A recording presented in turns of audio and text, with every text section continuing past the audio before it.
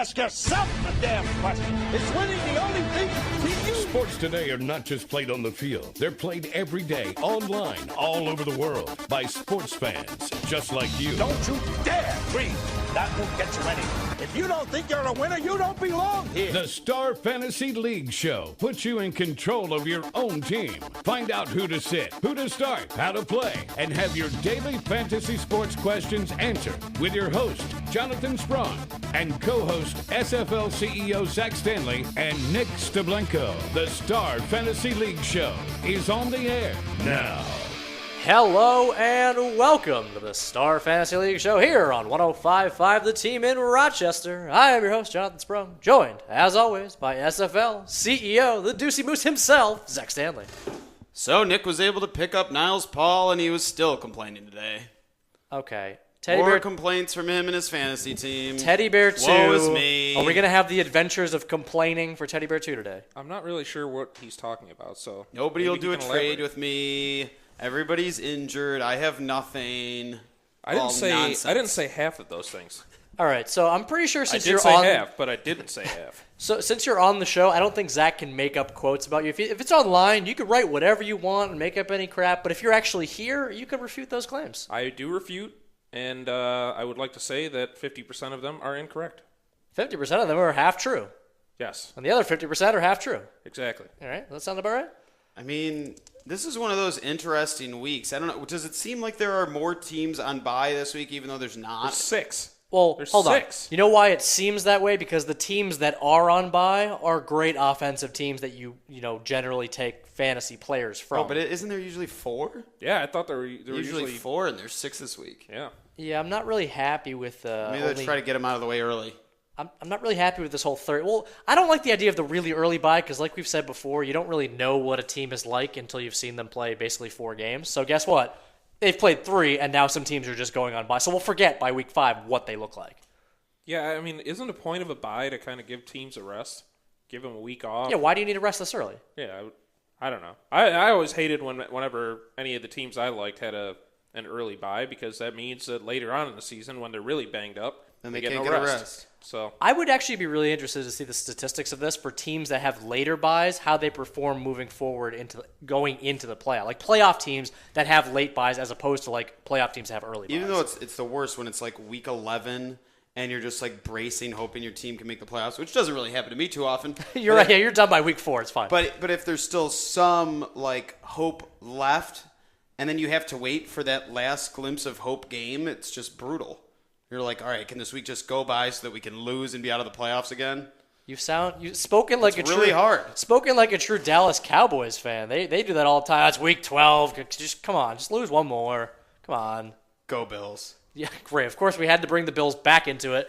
All right, today on the Star Fantasy League show, we're doing a mini Week 4 preview. We picked the best, in our opinion, what we think are the most interesting 3 games to talk about. That's Green Bay at Chicago, Detroit at the Jets. And the Bills. No, it's not in the Bills. They're playing Houston. Could there be a more exciting storyline than the Bills going to visit Ryan Fitzpatrick in Houston? And the most important third game of the week, Philadelphia at San Francisco. So these are actual good teams as opposed to what you want to talk about. San Francisco's good? Okay. We're going to get to that.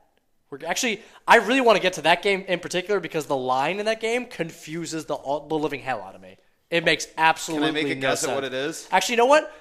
Let's get right into it because I do want to find out what your guess is. Normally, you know that I'm the best line projector on the East Coast. False. It's because there are better line projectors in Vegas because that's what they do. But False. on the East Coast, where we can't bet. I don't believe you whatsoever. All right, I will give you a chance. We do not condone gambling of any kind because fantasy sports is not gambling. It's a game of skill. However, if you look at the central sites out there like ESPN, all of them show what the lines are. Yeah, right on the page. So we can talk about it. Right on the schedule. No, I'm just saying I don't condone the actual betting. Okay, that's fine. All right, so I would love for you to guess the game. This is Philadelphia at San Francisco. Sorry, let me preface this again. 3-0 Philadelphia at basically, 1-2 San Francisco. Niners minus 3.5. Wrong. It's much higher than that.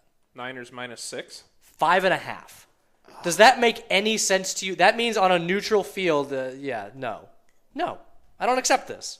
You don't accept it? No, I don't accept this line. Would you like to launch a formal protest? Who made up the 3-point swing? Who said that that's what it is? I mean, It that is what it is. that's basically what it is. It's That's just what- common that's what- knowledge. You're not It's born with common this knowledge knowledge. that that's what Vegas says. It's It's more of basically a instinct. It's not instinct. It's more of a statistical thing. I'm taking offense to that. That is an Are you? instinct that I was born with. Thank you. So if they were in Philly, then we're saying that it would be 2.5, which is a load of crap.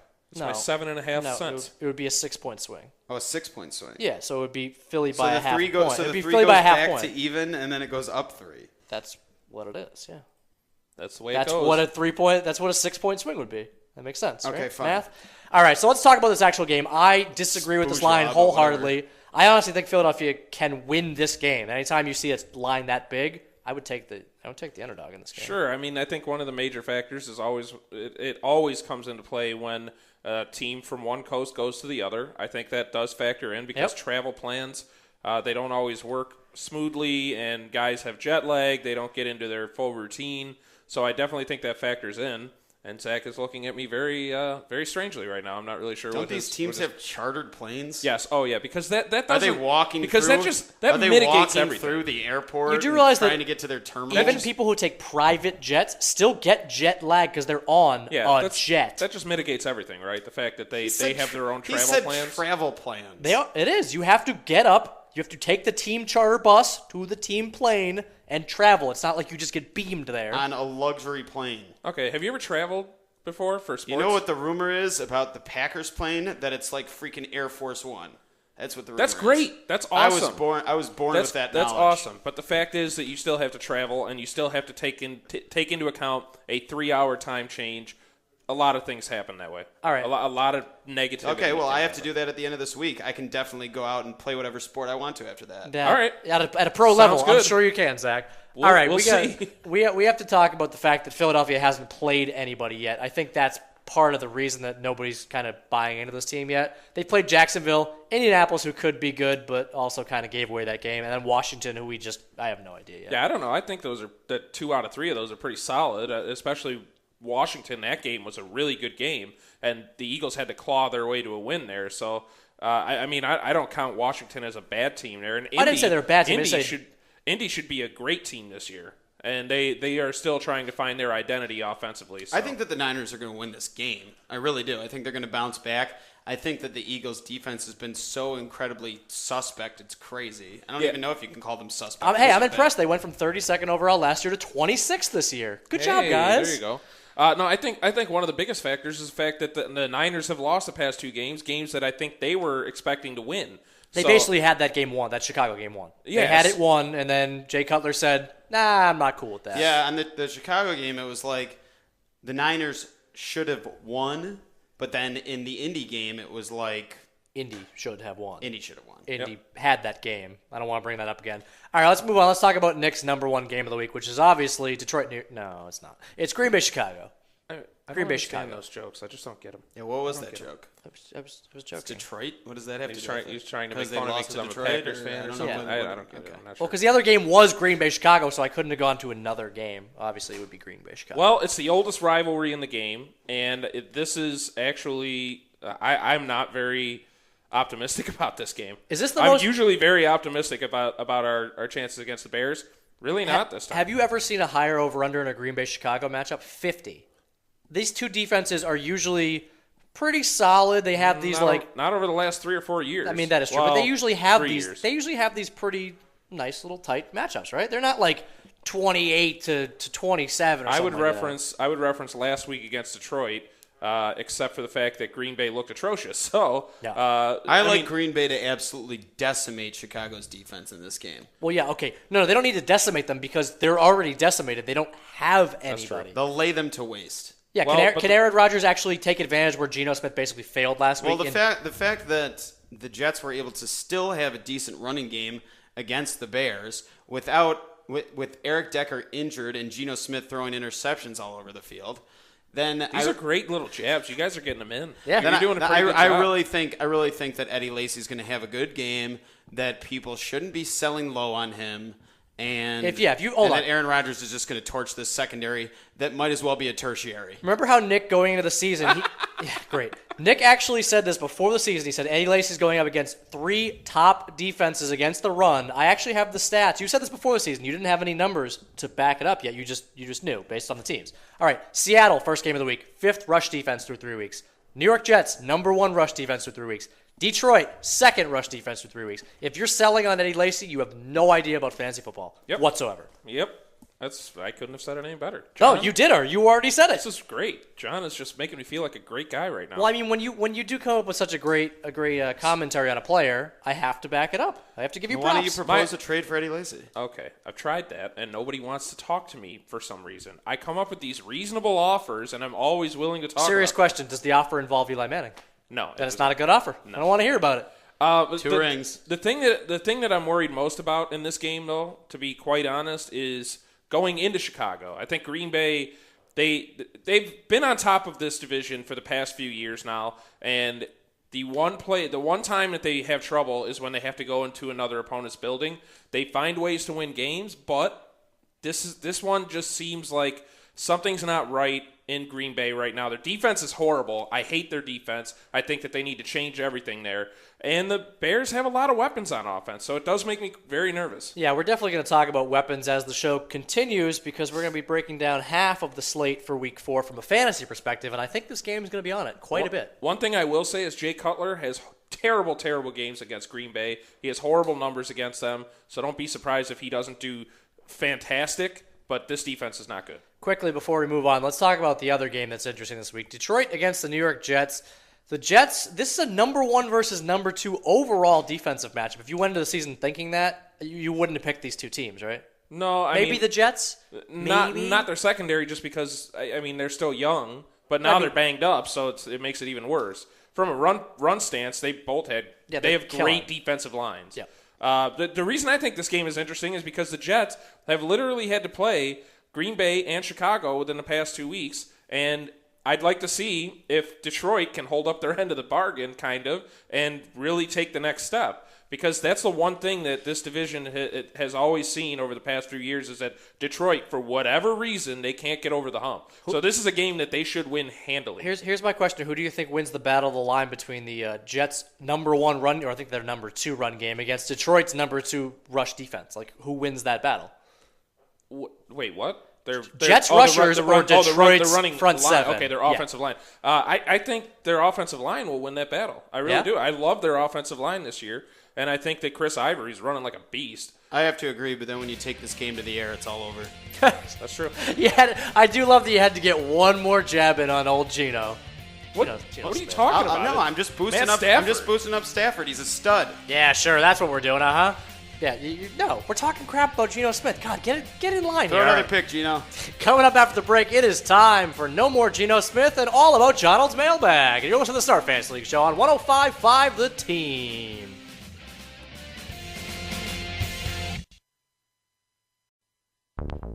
The Star Fantasy League Show. Information is key to being a successful fantasy team owner, and the guys have all the updated info you need right now. Okay, fantasy sports fans. There's a letter in your mailbox. Time to dig into John Old's mailbag for your questions and comments. Read the mail, read the mail, read the mail. Jump in the game. Send your questions and comments to the Star Fantasy League's team by tweeting at SFL Show.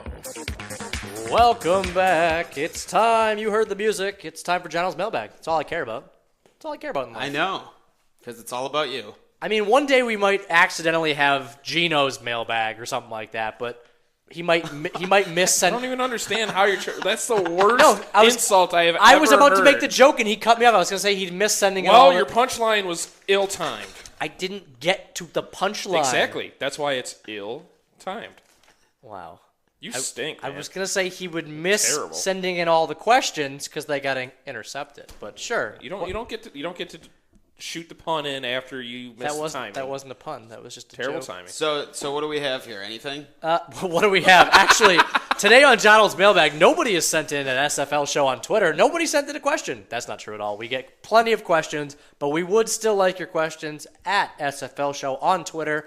Zach might berate you. I'm not really sure. Yeah, my favorite question was from Carlos yesterday. I don't remember what it was, but it was pretty good. Good job, Carlos. Carlos is on here again. No, I'm just kidding. He's really not. All right, Kevin N. writes, number 2 only has a few more games left as a New York Yankee before he retires. Oh, no. Nick's getting angry. What will the Yankees do? I don't know. What will the Yankees do without one of their greats? Well, what have they done with him the past couple years? Wait, what? Have they been playing the last couple of years? I don't understand. I don't get that. I don't get that joke. I just don't. I'm never going to get it. Okay, here's what I have to say about this.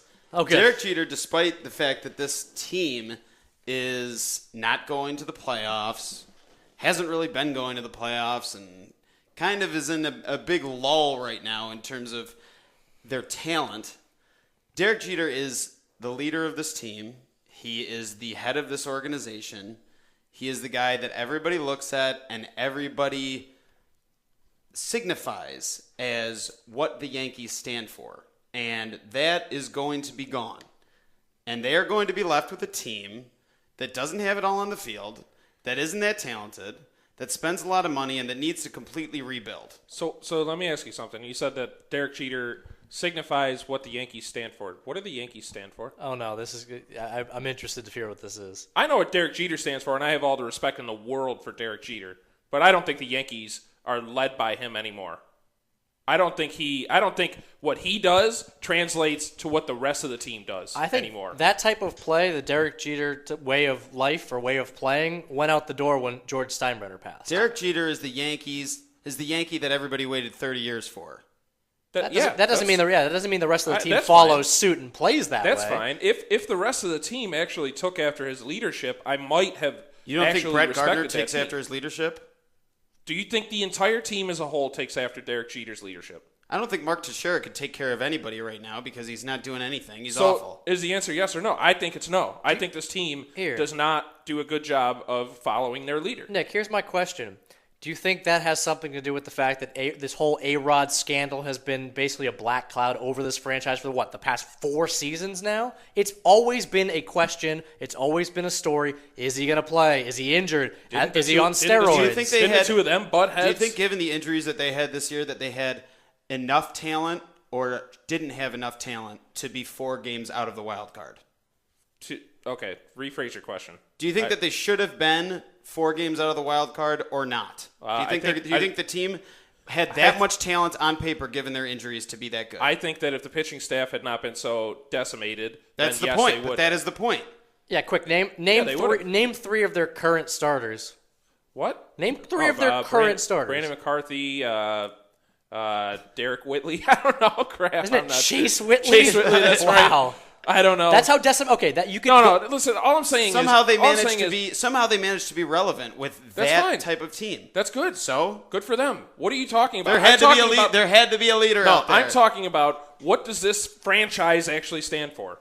They don't stand for crap. They stand for money. Solidarity. They stand for money. Clean cut. Their uniforms might as well be green. Wow. Okay, moving on from that. Here's the question that's really going to anger you. Are you going to be okay with the new captain of the New York Yankees, John Lester, next season? Are you serious? You really think that's going to happen? You don't think they're going to offer him every dollar possible to bring him into New York? Sure, and so will 2 or 3 other teams. If you could bring back Reggie Jackson and Mickey Mantle and Roger Maris and Lou Gehrig and Babe Ruth. How did Babe Ruth come out last in that? Joe DiMaggio, they would tell you what it means to be a Yankee, baby. Okay. This is coming from hold on. That whole speech just came from a Tigers fan. What the heck was that? I am a firm believer in the historical legacy of the New York Yankees, regardless of whether you like them or not. There is a history that you are expected to live up to if you're going to be a leader of the Yankees. And he lived up to it and then some, and it's going to be sad to see him go. I don't disagree with anything that you just said, but I do disagree when you say that this team followed their leader and they've exhibited all the qualities of a positive baseball player. I didn't say that. You kind of did. I did not say that. That's kind of what you're saying. I did not say that everybody on this team is. I would say as a whole, this team does not. What I am saying is that people have been kind of holding on to this throughout the course of the season, that this is Jeter's last year. He's going to be gone, and there is going to, it has been so long, there's going to be a massive piece missing in New York. And what identity is that team going to be now? Okay, who are any player that's stuck with Jeter other than Mariano Rivera for a long period of time on the Yankees? He is literally the last of a breed that is pretty much extinct. There are no, in baseball in general, you just don't see on teams like the Yankees, the Red Sox, big money teams, even the Tigers now, because they are following suit, You just don't see players that are drafted by an organization that stay there and are loyal to their fans all throughout their entire career like Derek Jeter did. It just doesn't happen anymore. Well, no, there's one player that we could put in that category who I think will stay in that category. Edgar Martinez? Stop it. Mike Trout. Mike Trout has come out and said... You think that's going to happen? He's come out and said several times that he idolizes Derek Jeter and the way he plays the game. He's staying... He already signed a big money contract. Okay, but the problem is that once the money comes out... He already signed the big deal. Once the money comes out, it doesn't matter. Once that contract starts wearing... Or maybe once he starts Once somebody wearing is down. willing to pay him top money and the team is no longer willing to do that, then he's gone. Case it just in point, doesn't. It just doesn't happen Pujols. that often. Albert Pujols. Yeah, Did you would have really expected that for sure, that he would have been a Cardinal for life. He should have been a Cardinal for life. He has a restaurant there. What's he doing?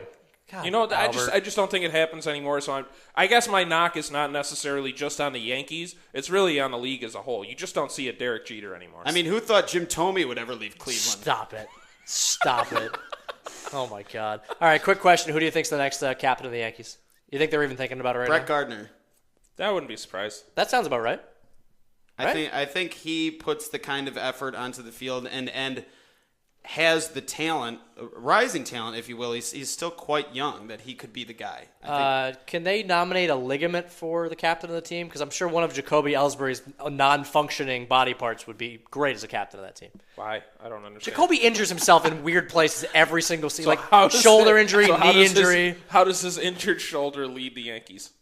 How does his injured shoulder lead the Yankees? Who on that team is going to nominate a ligament? What are you talking about? I nominate the UCL. Yeah, there you go. Oh, no, that's Tanaka. We don't talk about that. Not going to happen. Tanaka-san.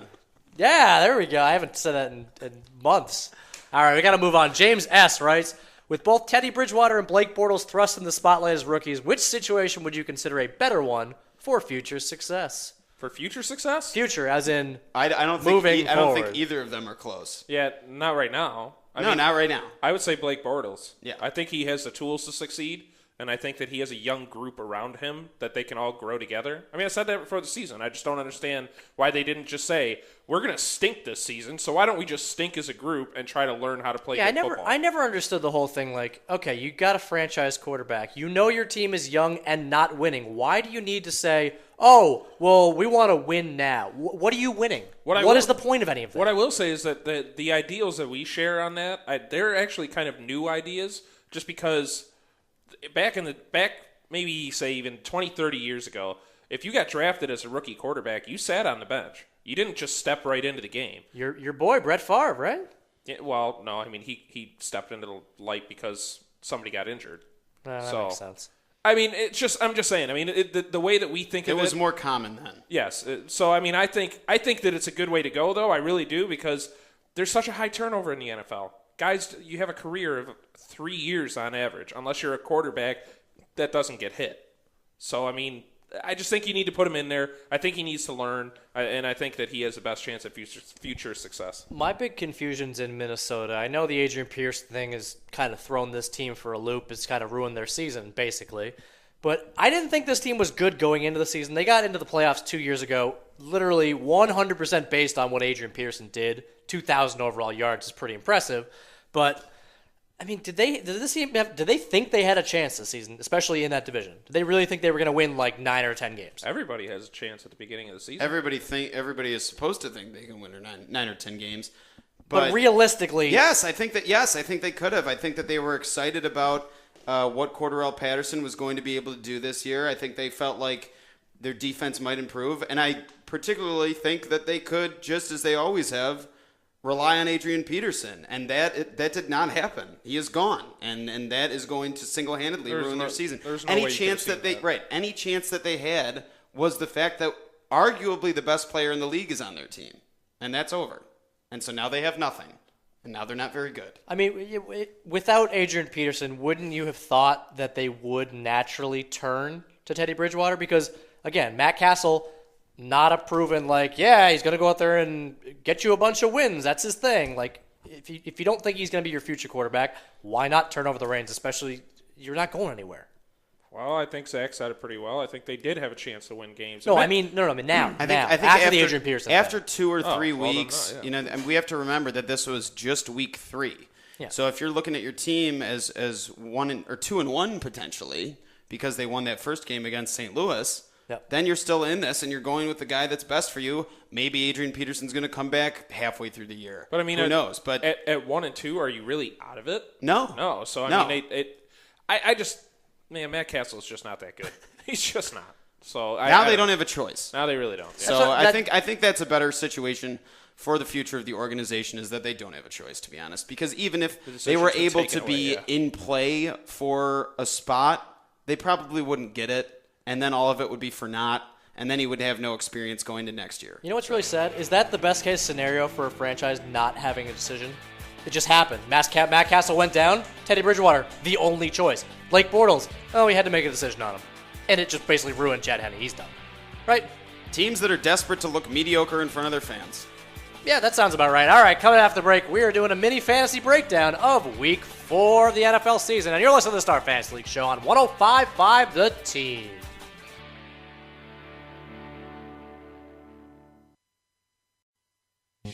Play fantasy sports for cash prizes. Join the top daily and weekly fantasy leagues in the country at starfantasyleagues.com. Now, back to the Star Fantasy League show with Donald, Teddy Bear 2, and the Deucey Moose. Only on The Team.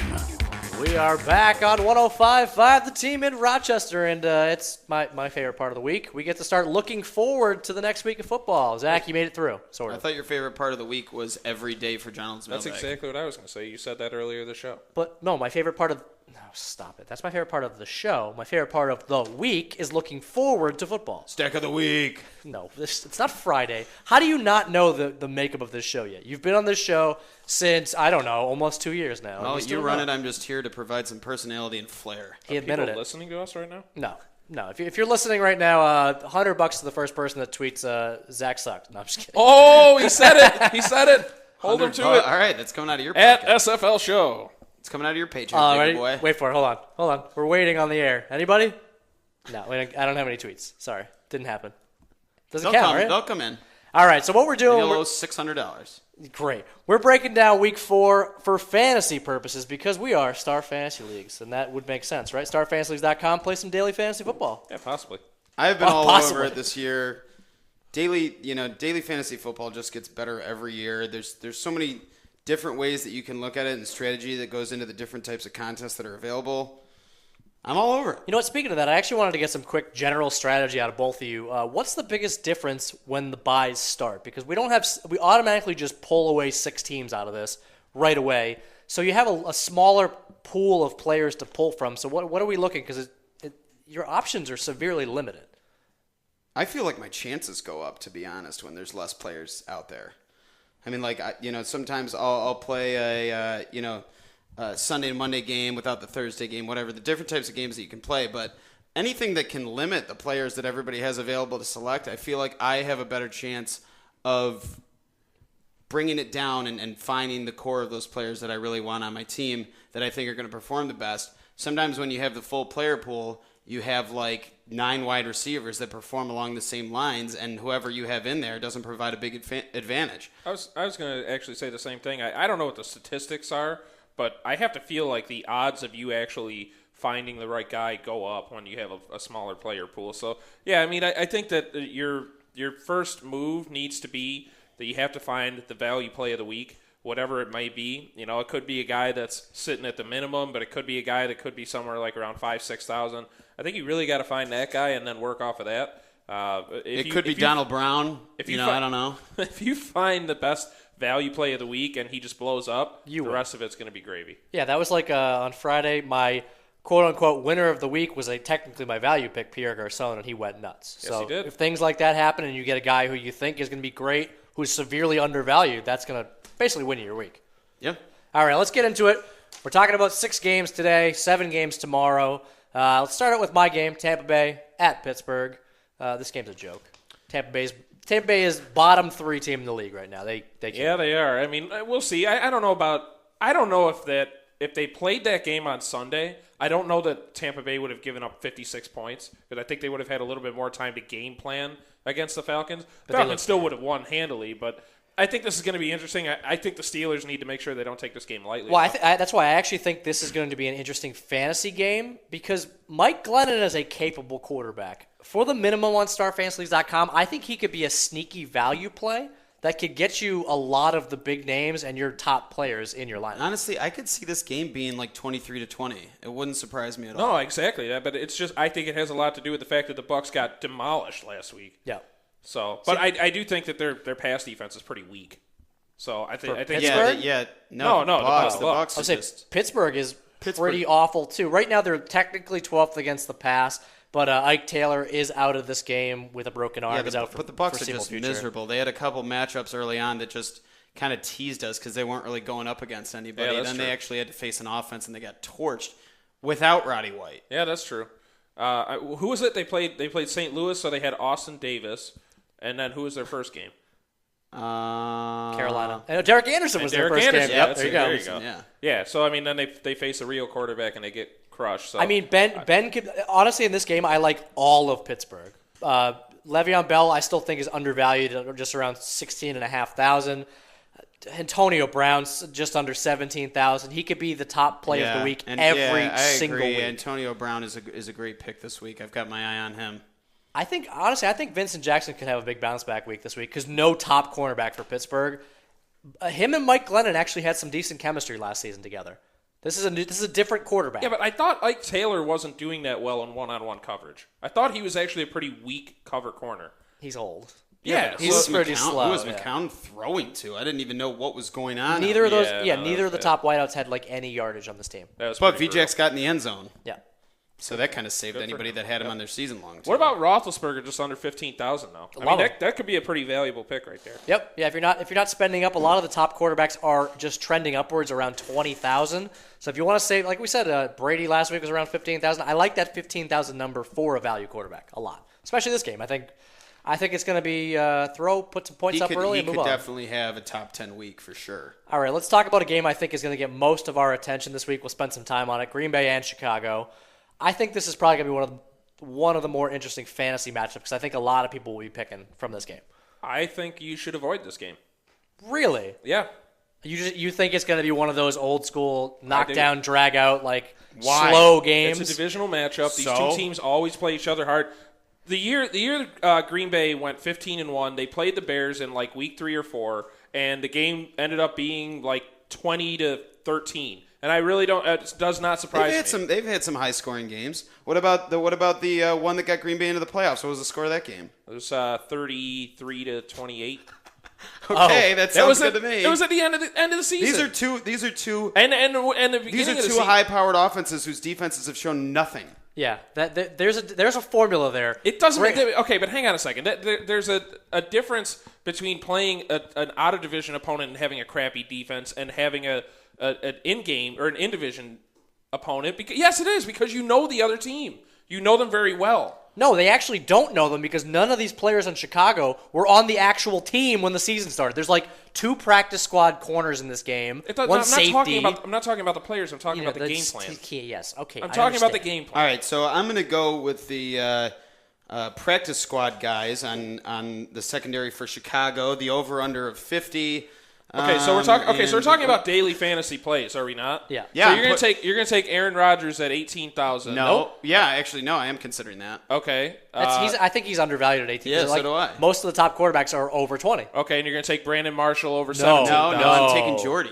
Okay, and he is literally $500 less. Hold on. If Brandon Marshall is either hampered or is out of this game, I think Alshon Jeffrey is the play from this game. 12,212. Is Brandon Marshall really going to be out of this game? No way. Okay, but he was hampered. He played, left the game, came back and looked not so good in that game. Yeah, but I think he'll be fine. No way he misses this divisional rivalry. But I'm saying, if he plays at not 100%, you don't like Alshon Jeffrey? Listen, I'm just saying I don't want to pick any of these guys because I think they're going to be overvalued. All right, here. I really do. How can you say no to Eddie Lacy, a top running back as the season started? I think he was at like 17,000. He's all the way down at 10,500. That's a different story. That's a completely different story. So he's got to be We're a talking value. about, I would say he's almost venturing into value territory because of the way. What do you mean venturing into? 7,000 less than when he started the season. That's value. That is 100% value. 10,000. I'm just saying value pick, value play. What's his overall. carry percentage looking like right now? Is Starks getting a lot of carries or what? No, it's mainly. It's still Lacy. Yeah, but the fact is they don't run the ball because they can't run the ball against 3 defenses who are stacked. Good value week for the Lace man. Yep, so we're talking about fantasy for week 4 of the NFL season. Nick says stay away from Green Bay, Chicago. Zach and I are pretty much interested in this game. All over it. Perfect. All right, let's move on to your Buffalo Bills. Going into Houston, Fitzpatrick's the play of the week, right? No, I'm just kidding. I think so. My God. Seriously? I think he's going to be a great play this week. Oh, my God. Come on. He's okay. First of all, in season-long leagues, like I said yesterday, he is the 10th overall fantasy quarterback. I don't know if anybody was just not watching that, but he has actually produced. Now he gets a chance to be at home in a dome against his old team. I think that's a great recipe for success. Can I have a very quick on-the-spot would you rather? Because they're the same exact price or within $100 each other. Fitzpatrick or Roethlisberger? Roethlisberger. Okay, so where's the question there? You're basically saying if you love Fitzpatrick, you're taking both of them. Yeah, sure. Really? Yeah. Why not? Zach was the one that before the season started, he said Ryan Fitzpatrick in the first 4 games is a great value play. Because of the warm weather in Buffalo, but now he could go all season this way. So I think this is a great matchup for him. I think that Buffalo having to travel down there, that is going to be a tough game for their defense. They have a great defense, don't get me wrong, but I think Fitzpatrick has shown that he can actually distribute the ball pretty well, unless your name is Andre Johnson.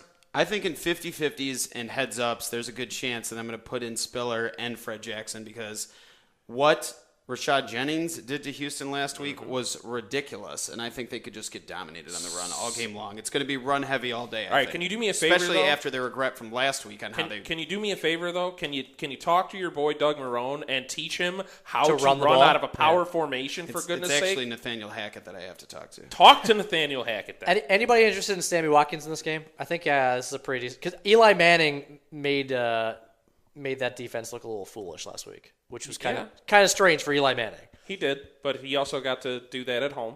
So, I mean, I don't know. Buffalo's throwing with an offense that has looked more. You could have argued in the first 2 games that the offense for the Giants looked more incompetent than the Bills. That's true. Absolutely. All right, let's move on to another game. Tennessee and Indianapolis in one of the weirdest divisions in football right now. They just don't look good. AFC South does not look good. No, doesn't. No, not one little bit. This is a divisional matchup. We knew that. We knew that. Yeah, I understand, but they look worse than we had figured they'd look. I think the only reason that they look worse than we figured is because the Colts aren't doing well so far. That is true. Yeah, but I don't have any concern about that. I think they'll be fine. So the Titans have the 2nd overall pass defense. Is that because they actually have a defense, or is it because no? It's because they're getting run all over. That's what it is. So Trent Richardson's in play, huh? No. Excellent. The running back on this team that is in play is Ahmad Bradshaw. So Trent Richardson is going to have a big game. Okay, I know that you joke about this a lot, but do you actually like him as a human being? As a human being, yes. As a fantasy player, I still have my hopes, but it's getting worse and worse. No, it's just pretty much stagnant. I feel it's staying right across the board. He's getting 50% of the carries. Yep. He's got no involvement in the passing game. No, that's not true. Barely. He's getting a couple checkdowns. Listen, all I'm saying is that his ceiling is low. I know that voice. I've heard that voice before. That is the I might have to give up in the next couple weeks voice. That might be it. I will give up if he's on his last leg right now. No, if it's week 7, maybe week 8, and it's still the same, I'll probably give up. All right, I'll be honest. I'm waiting. You're gonna give it 5 more weeks? Yeah. I'm waiting for the time that voice has the name Geno Smith in it. Geno Smith. All right, coming after the break, we are continuing to break down Week 4 fantasy implications, and you're listening to the Star Fantasy League Show on 105.5 The Team.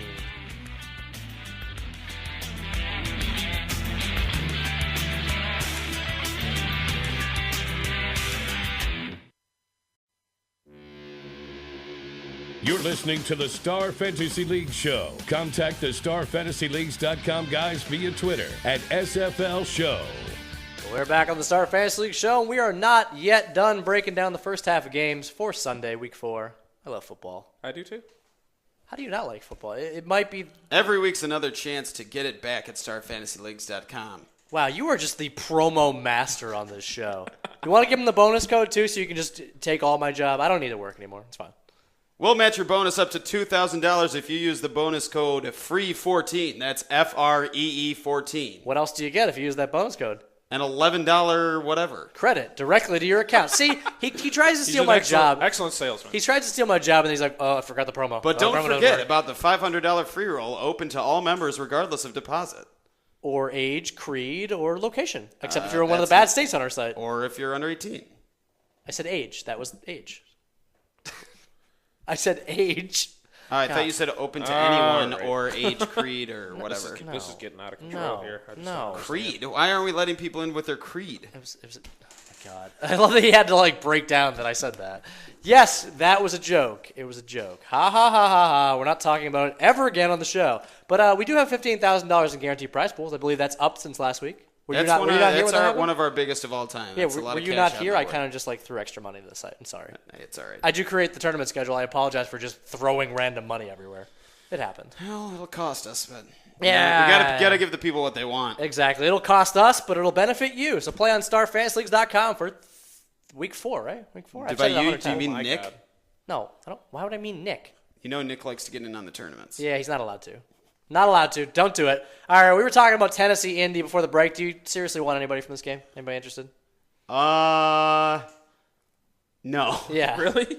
Well, the thing is for me is that I'm waiting for Bishop Sankey's breakout, which is coming. We all know that. Week 6. And then Kendall Wright and Justin Hunter. I'm just not really sure what's been going on here. I'm going to put Trent Richardson in at 9,700 or whatever it is, and I'm going to dominate all of you. That's horrific. I guarantee you don't put Trent Richardson in. I will. I'll do it. Okay. Nope, not going to happen. All right, moving on. Let's talk about Carolina and Baltimore. Nick said this is one of his games he's looking forward to on Sunday. Yeah, I'm looking forward to watching it from a football standpoint. Okay, that's what I figured. Fantasy standpoint, absolutely not. It's a big game for both teams. Yeah, absolutely. It has one of the lowest over-unders of the weekend at 40. Well, the Panthers need to prove that their defense actually is going to live up to its billing after getting slaughtered by Pittsburgh. Everybody in a Pittsburgh uniform ran the ball for 100 yards last week. Remember a few years ago when Baltimore-Pittsburgh games like that were like 36?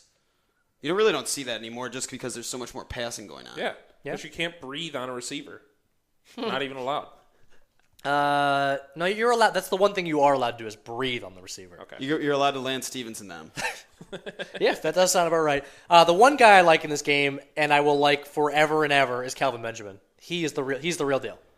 He's the real deal. Cam Newton loves the kid. He's had over 20 fantasy points in 2 of his 3 games. The other one he had 3 catches. What about Greg Olsen? Do you like Greg Olsen? Am I supposed to like Greg Olsen? Oh, I love Greg Olsen. But what's Owen Daniels this week on the site?